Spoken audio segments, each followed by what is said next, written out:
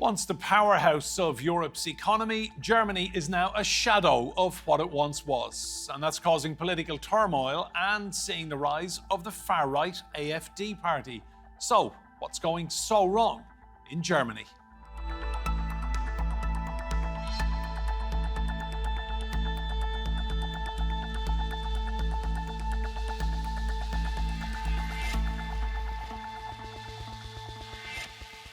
Hello and welcome to Roundtable. I'm Enda Brady. A perfect storm of factors has hit Germany's economy, and Germans are not in the habit of holding back when they're unhappy. So, why are they feeling the squeeze, and is it likely to end anytime soon? Some are calling it the winter of discontent. Empty platforms and airports at a standstill as workers refuse to work. It is understandable that they are striking, but it's annoying nevertheless. The war in Ukraine and Germany's reliance on Russian gas has meant finding alternatives which have driven up prices significantly. Transitioning away from fossil fuels is another factor weighing on energy bills, and wages are not keeping up. Extremely difficult economic conditions and high inflation have caused people to have less money. At the end of the month, there is simply no money because you have to spend it on food or energy.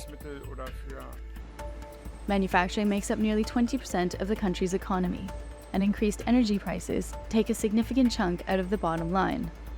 As a result, Germany went into recession last year and is expected to grow only very slightly in 2024. A slowdown in China, Germany's second biggest trading partner, is also dragging the sector down. This stagnation has coincided with a rise in the far-right AfD party, which is anti-immigration and anti-EU integration. Thousands protested against the AfD after a meeting between its top leaders and neo-Nazis where they discussed a plan to implement mass deportations became public. European elections in June will almost certainly swing to the right. The Chancellor, Olaf Scholz, has a lot to do before Germans go to the polls next year if his left-leaning coalition hopes to stay in power. Well, let's meet our guests. In Berlin is Ulrich Bruckner. He is a political analyst at Stanford University. Also in the German capital is Thomas O'Donnell. He is an energy and geopolitical analyst. And joining us from Lancaster in England is Hilary Ingham, Professor of Economics at Lancaster University. Welcome to Roundtable to all of you. Ulrich, great to see you again.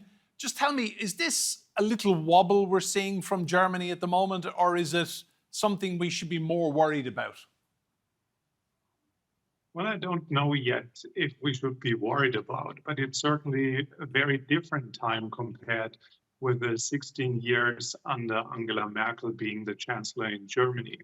So what we see is turbulences after the longest business cycle that we saw as a boom in the history of the Federal Republic. We see broken supply chains in a country that is still making things. So an export-based economy struggles more if the global economy isn't working well, and a government that is not performing the way people want it to perform and trying out different things to transform the country and making it ready for the challenges of the 21st century.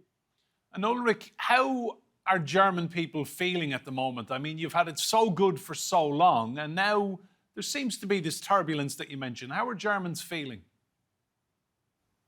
Well, it depends. There are a lot of people who are really hit hard by the latest changes with high energy prices and a pretty high inflation rate.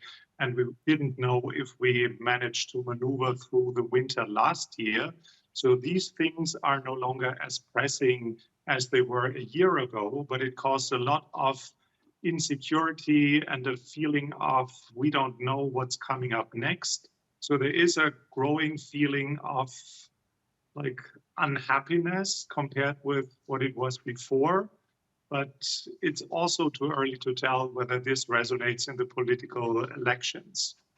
Hilary, tell me, the rest of Europe should be quite worried, shouldn't it? I mean, Germany, for so long, the powerhouse of the continent.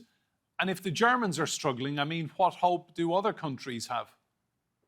Yeah, I mean, this is very different for us, in the UK and certainly other Western European nations, because we always look to Germany, the really strong economy, always performed very well. It was the one other countries looked to. And now, all of a sudden, things seem to be quite different.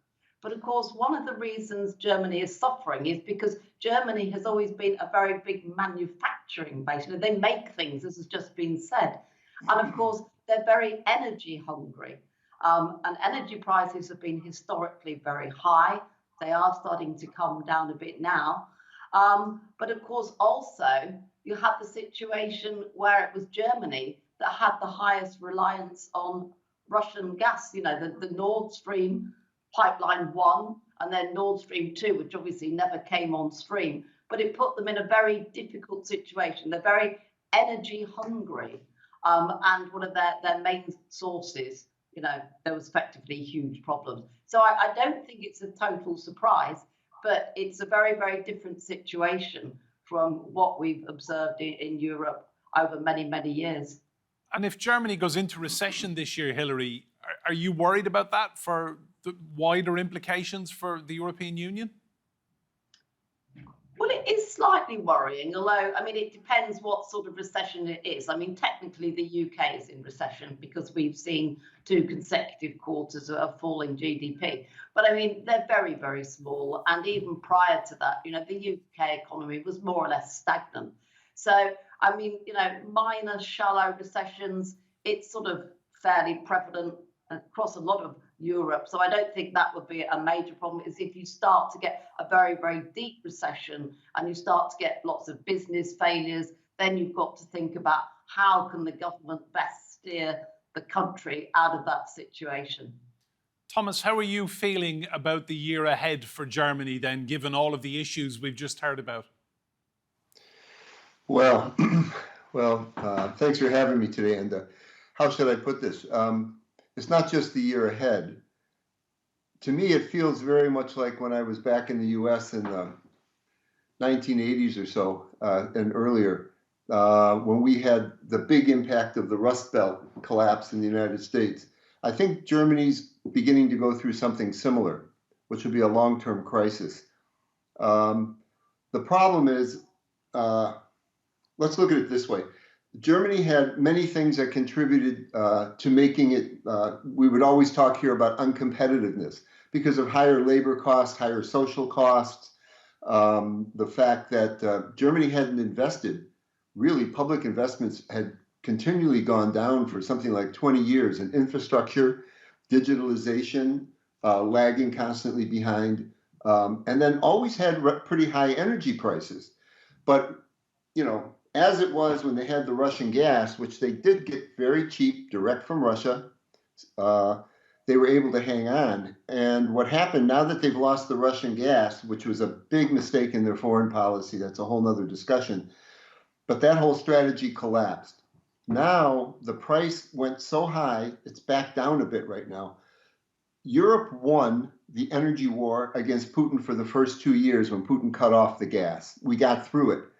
But unlike the countries around Germany, unlike Poland or France that had much more pragmatic energy policies, and I'm including not only not taking Russian gas very much or hardly at all, the other thing was a very much more pragmatic transition policy, not 100% renewables. And so Germany now, I would say they're facing a Pyrrhic victory. The energy matter is given with all the other things, it becomes the stone that breaks the camel's back.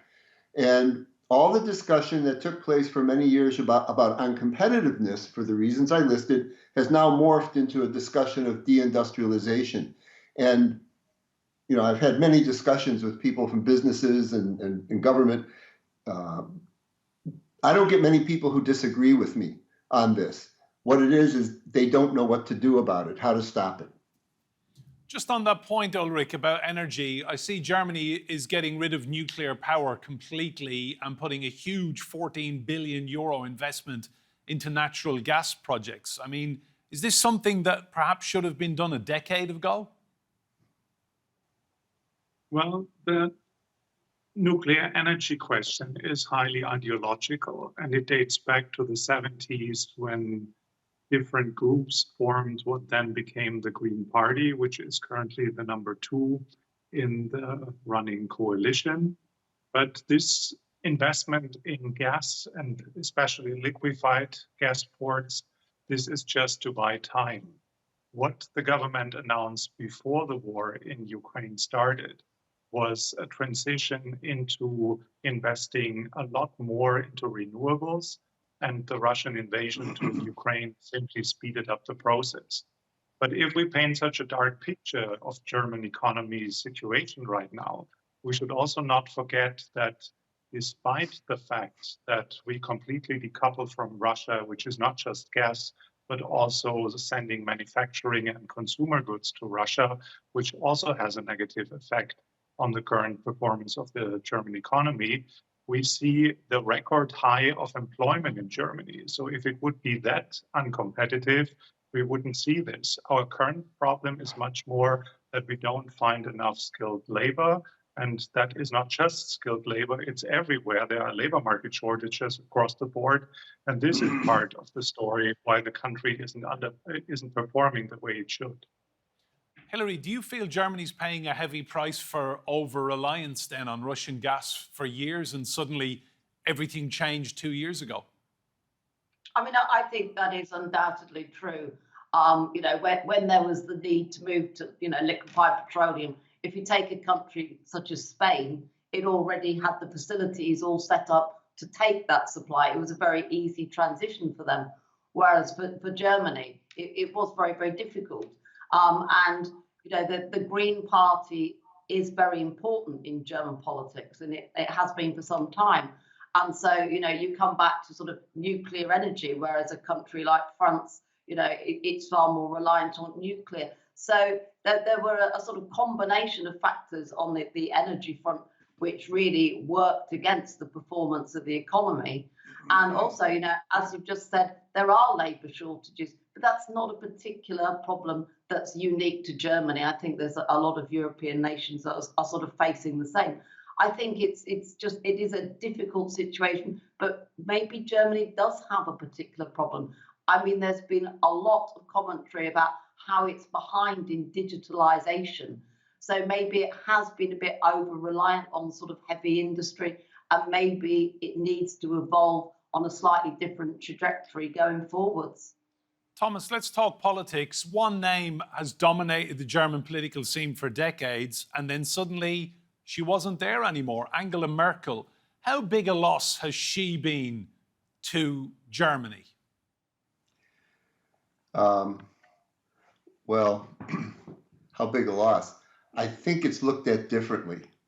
People are quite upset, especially the business class, are quite upset with her policies because she dealt with problems but didn't resolve them. So a number of these things, like these pipelines from Germany, from Russia, this over-reliance on Russian gas was something every American administration butted heads with her very intensely, as did especially the Eastern European countries, and she insisted on it. And all they were saying is, look, either way that Germany's going to use Russian gas, it's better if it comes through Ukraine. Then we don't throw Ukraine under the bus. Putin would think twice about killing his business through Ukraine if he started a war. But she insisted on bringing it directly to Germany, and not doing anything as a backup, not building LNG terminals, not building more pipelines from Norway, from Algeria, from Azerbaijan, but to give Putin this confidence that, they would work with him. And that's all fallen apart. And there's a lot of anger, as you might imagine, over this. And over the fact that it was under her government that Herr Schäuble and others, he was the CDU, her party's finance minister, who had this theory of the big black zero, that being that they didn't want any debt. So there was, for 20 years, there was the investment in infrastructure, as well as digitalization, but all infrastructure and education and research came down considerably. So we don't have a robust situation.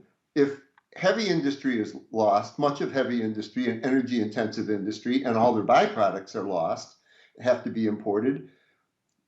Normally you'd think, okay, a country like Germany should be able to innovate.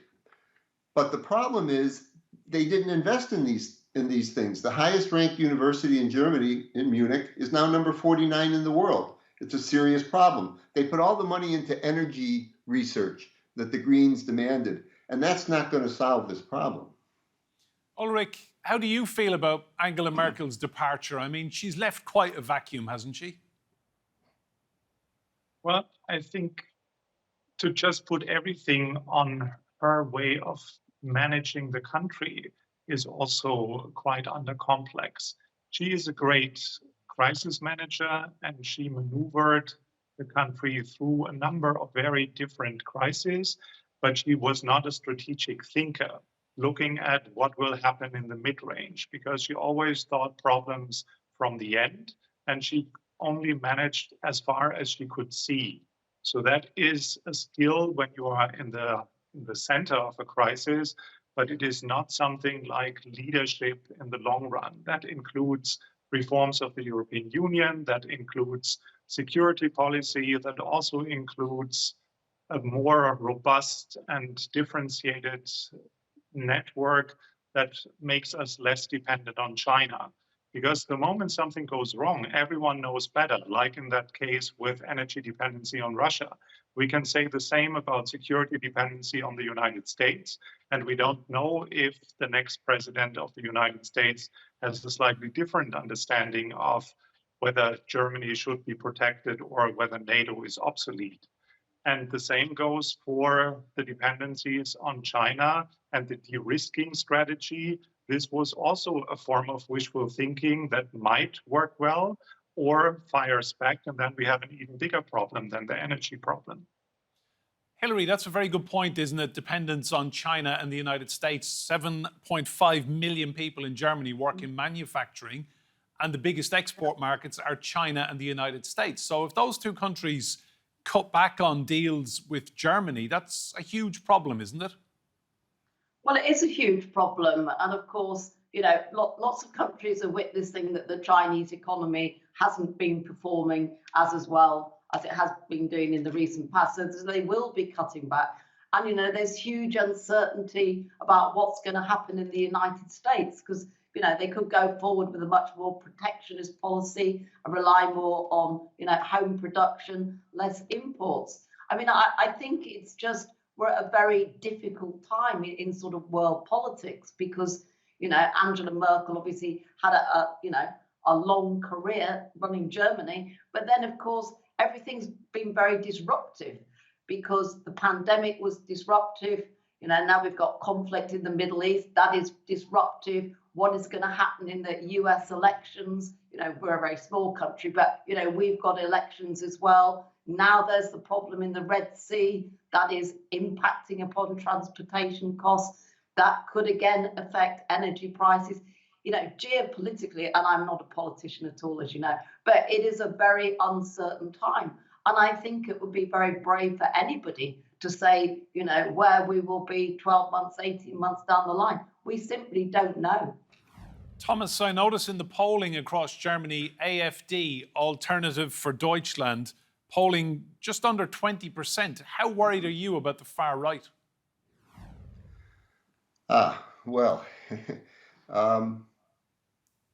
this is a very big problem.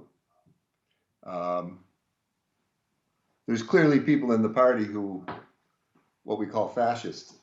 You can even legally call one leader in the state of Thuringia, you can legally call him a Nazi, because a judge, when he sued somebody for calling him a Nazi, the judge agreed with the person and said, "Sir, you are a Nazi," and it's legal now. But the vast majority of the people that are voting and joining the party are more likely the more conservative elements of of Merkel's party, of the CDU, and also of farther left parties. It's gone beyond that core, but it is a dangerous situation, and they're the number 2 party in the country right now. It's very difficult to see in another election who's going to make a coalition that could run the country, another 3-way coalition. Let me say, here's the real danger right now, is that the mainstream parties can't are going to have very difficult time making a coalition without them. And when they do make a coalition without them, like now, they have it's called the traffic light because of the because of the colors of the parties, but it's more like a traffic jam because they're so completely different ideologically, they can't address problems. So if I could just say very briefly, this fallback, the idea that Germany leads the world in the green revolution, the green transition, they have this very unusual policy of 100% renewables, no nuclear either, even though it's zero carbon. The 8th monitoring report before the last election a couple of years ago came out and said it's not possible. The independent monitors from the appointed by the Bundestag said it's not possible to produce enough energy in Germany from renewables alone. Therefore, you have to go overseas and bring it home somehow as electricity or as maybe green hydrogen. And they have this plan, which I would say is completely unrealistic. And even if it could work, it's not going to work in time to save the heavier energy intensive industry. And they have an ideological problem because they have the Greens running the economy ministry and the environment ministry. And when they negotiate with Norway, Algeria, Azerbaijan for pipeline gas that would be a reasonable price, he won't sign contracts for more than 10 years because in 10 years we're supposed to be net zero or something like this. And so they have an ideological problem. I know the minister, when he speaks, I've actually heard him speak publicly, where he knows we need oil and gas, and he says that, but he's constrained by his party. So there's a political traffic jam, you could say. And this is, who's the alternative? Their name is Alternative for Germany. And the leader of that party says, the inability of the other parties to have a consistent policy and address these problems is a gift to us. We don't have to come with specific programs. The population, the voters get tired of them and vote for us. That's a very good point, Ulrich, isn't it? I mean, AfD are getting stronger and stronger. Well, they are getting stronger and stronger, but it is relatively independent from what the government is doing. They address problems and they deliver. They have a long to-do list that they agreed in the coalition agreement, and they work on it. The fact that they work on it creates changes, and in a transformation phase, people get worried about how does it affect myself, what do I need to buy as a car or as a heating system, and that can be instrumentalized by all the populists that serve on a wave of fear that they create. What worries me more about whether the government delivers or whether the energy mix is sustainable or not, because after all, we belong to something bigger, which is the European Union, and we can always buffer in case one country has a problem that others need to fix. France couldn't cool its nuclear energy producers in a summer that was too hot, so Germany stepped in with renewables. This will continue. The bigger problem is that AI creates a different reality that makes people be even more afraid, and that's independent from what's happening out there as the real reality. And this happens in a year when we have a number of elections, first and foremost, the elections for the European Parliament in June. Hilary, we're going to take a listen to Brad Smith, who's vice chair of Microsoft. They've just announced a €3.2 billion investment in AI in Germany. This is what he had to say. And it's an important day for Microsoft's history in Germany, and I hope and believe for Germany's future as well. Let me share the news and then put it in context and talk a little bit about why we believe it is of real importance. We're announcing today that Microsoft is investing 3.2 billion euros in 2 years, 2024 and 2025. And we're investing this money to do two things. The first is to double the capacity of our AI and data center infrastructure in the country. And the second is to invest in an accelerated and massive expansion of our AI skilling programs here in Germany. I mean, Hilary, Germany is still Germany, and that's why people want to invest, isn't it? Oh, people will always want to invest in Germany. I mean, well, whatever the situation now, it's a very important nation in Europe. You know, just the sheer size of it, the history of it, the centrality of it geographically. So I don't think, you know, in the long term, there's going to be any significant problems. You know, there are going to be all these changes. I mean, I don't think very many of us actually understand exactly what AI is going to do for everything.